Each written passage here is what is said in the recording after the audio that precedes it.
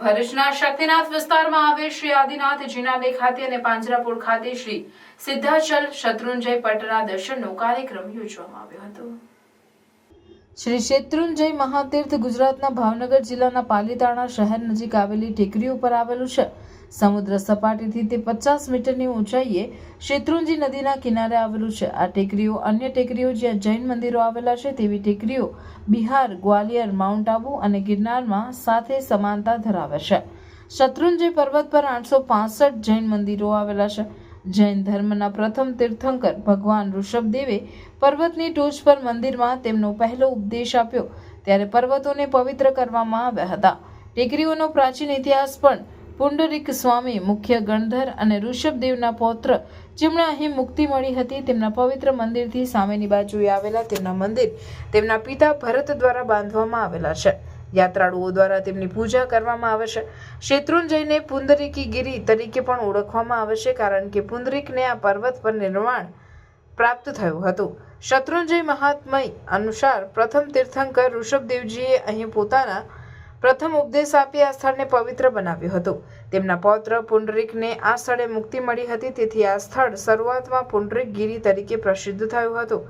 અહીં પુંડરીક સ્વામીની આરસની મૂર્તિ છે જેને વીર સંવત 1064માં વિદ્યાધર કુળના મુનિની દીક્ષા એટલે કે સલેંખણા પ્રસંગની યાદગીરીમાં શ્રેષ્ઠી અમયક દ્વારા સ્થાપિત કરાઈ હતી।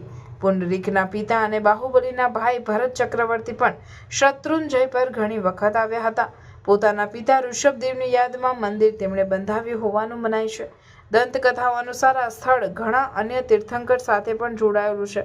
પોતાની શારીરિક બીમારીને લીધે અથવા વૃદ્ધત્વને લીધે શ્રી સિદ્ધાચલ પટની યાત્રા કરી ન શકનાર ભાવિક ભક્તો માટે ઘર આંગણે એટલે કે ભરૂચના શક્તિનાથ વિસ્તારમાં આવેલ શ્રી આદિનાથ જીનાલય ખાતે અને પાંજરાપોળ ખાતે શ્રી શત્રુંજય મહાતીર્થના દર્શનનો કાર્યક્રમ રાખવામાં આવ્યો હતો જેમાં મોટી સંખ્યામાં ભાવિક ભક્તોએ હાજર રહીને પોતાના ઘર આંગણે જ શ્રી સિદ્ધાચલ શત્રુંજય પટના દર્શન કરીને પોતાના જીવનને ધન્ય બનાવ્યું હતું।